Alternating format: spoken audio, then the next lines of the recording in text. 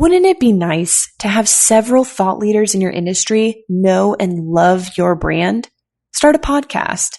Invite your industry's thought leaders to be guests on your show and start reaping the benefits of having a network full of industry influencers. Learn more at sweetfishmedia.com.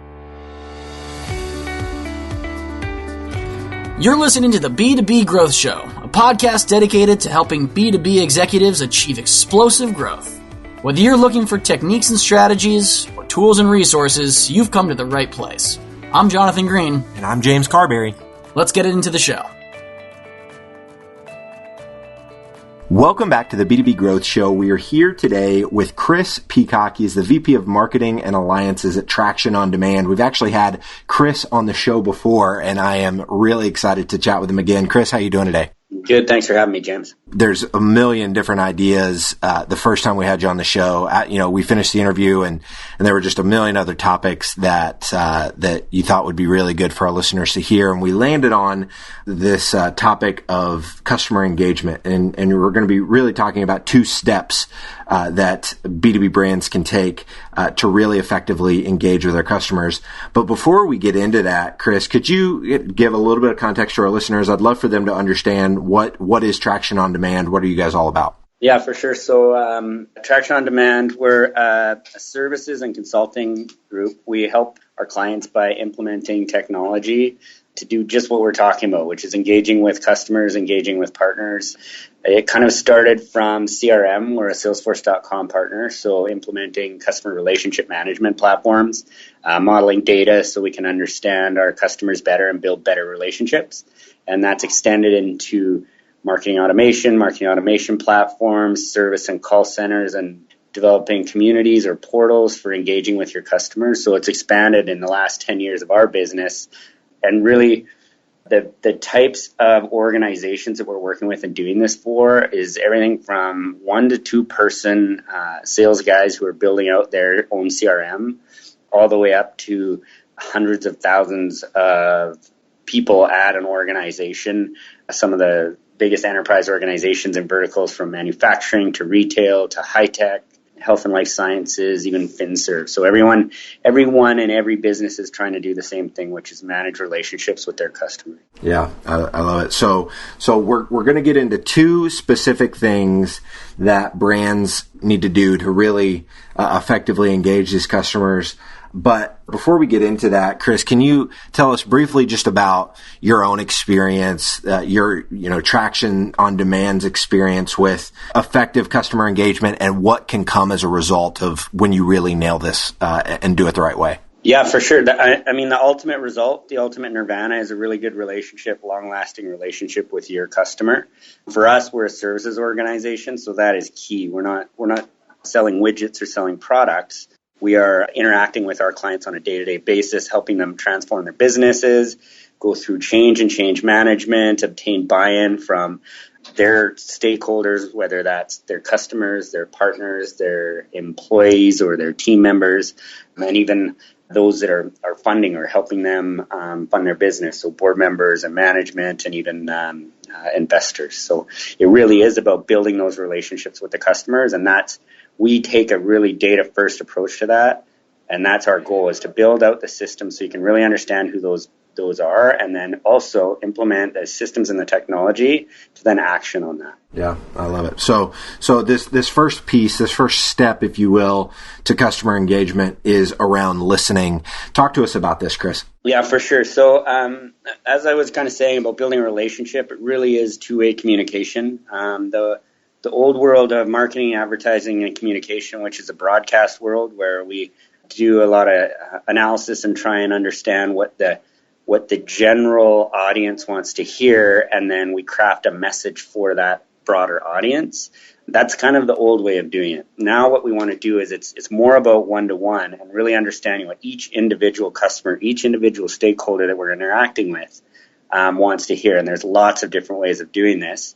For us, there's ways of doing it on the digital, so obviously website and tracking, understanding behaviors and what people are doing online, and then also the physical, so how they're interacting with your team members, whether that's a call center, a sales associate, or a marketing or support person, how they are interacting what they are telling us through these conversations we're having with them. And this is obviously something, it's part of what you're doing for your clients, but is this information that you guys are collecting through these conversations? Is it typically, inputted into a CRM? How is this data being collected so that the brand can actually listen to it?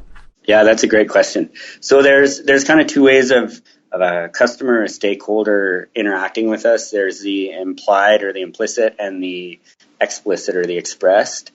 So the implied is watching what they're doing, seeing where they're, like from a digital, whether that's through your e-com or through your website, through portals, there's that behavior that they're going, what they're clicking on, how they're setting up their profiles. And that would be more, I guess, actually on the explicit or the expressed, where they're actually saying, I want this type of information, or this is my interest, this is what I like.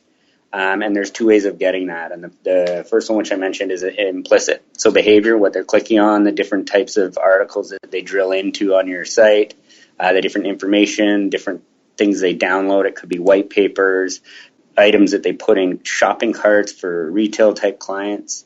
And then the expressed is is filling out a form, updating a profile, email preferences, what you're hoping to receive, and that is the express. So all of that we then need to bring together, and you mentioned it. It's a data exercise. We need to pull that together and relate it.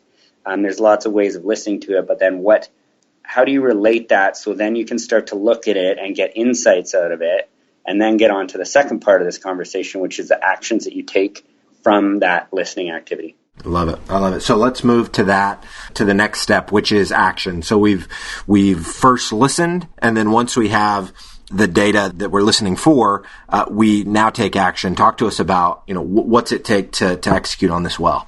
Yeah. So there's the most basic of action, which is if someone asks for something, and we respond to that. But then there's also from a marketing standpoint, there's the idea of using some of these tools to pull it together. So as I mentioned before, the kind of old world of building a creative and putting it out there kind of changes the way people have to think about content and pulling together content for these conversations or these communication channels.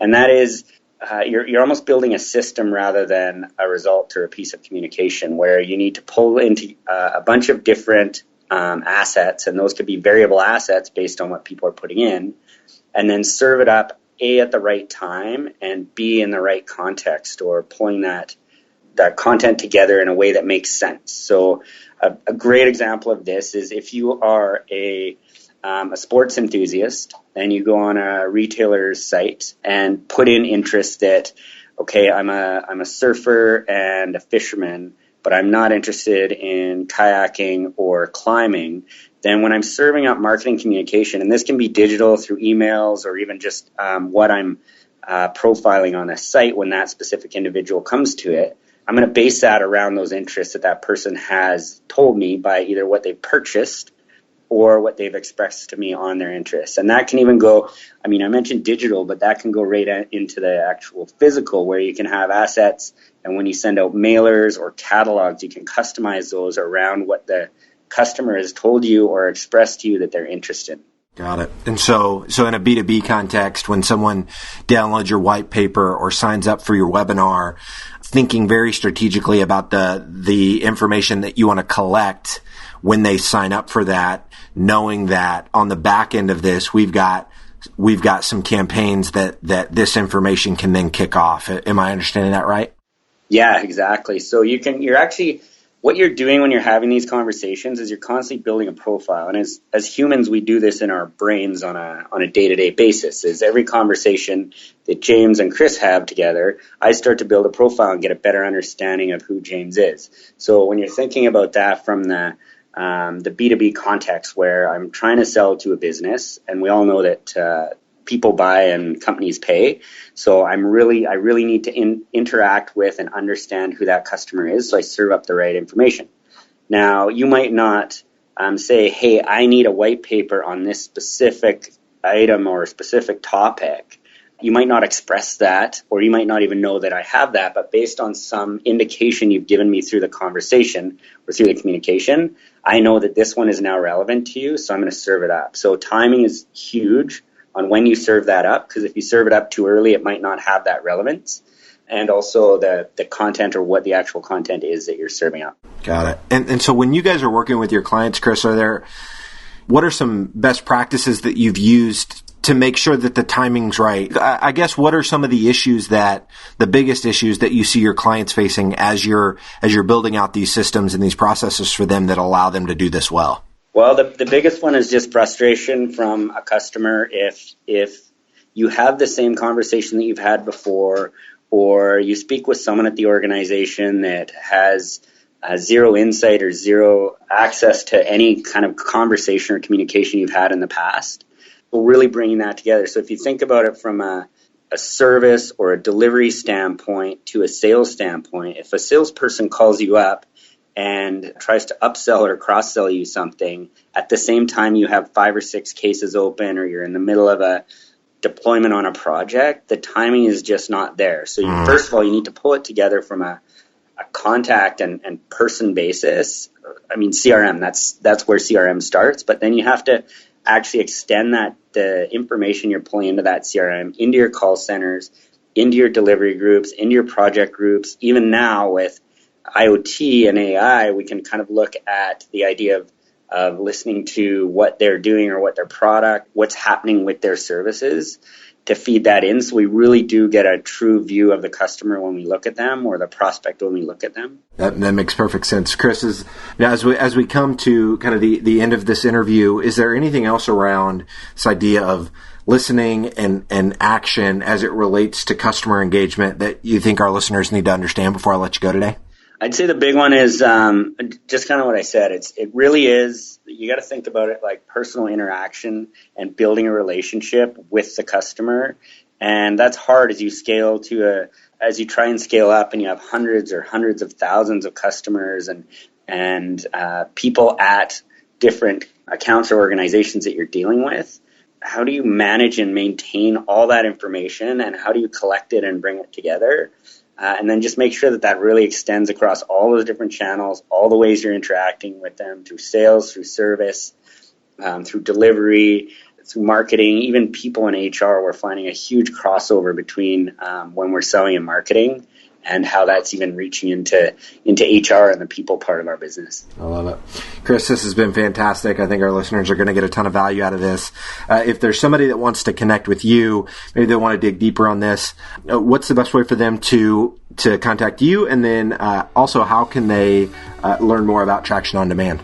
Yeah, they can contact me directly. I'm at cpeacock@tractionondemand.com, and check out our website is tractionondemand.com. Love it. Awesome, Chris. Well, thank you so much for your time today. Again, I think this is going to be super helpful for everyone listening, so I really appreciate it, man. Awesome. Thanks, James.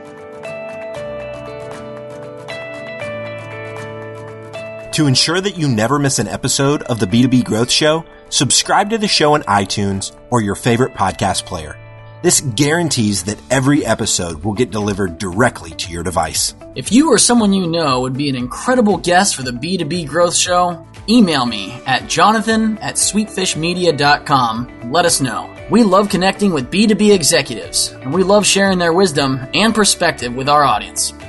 Thank you so much for listening. Until next time.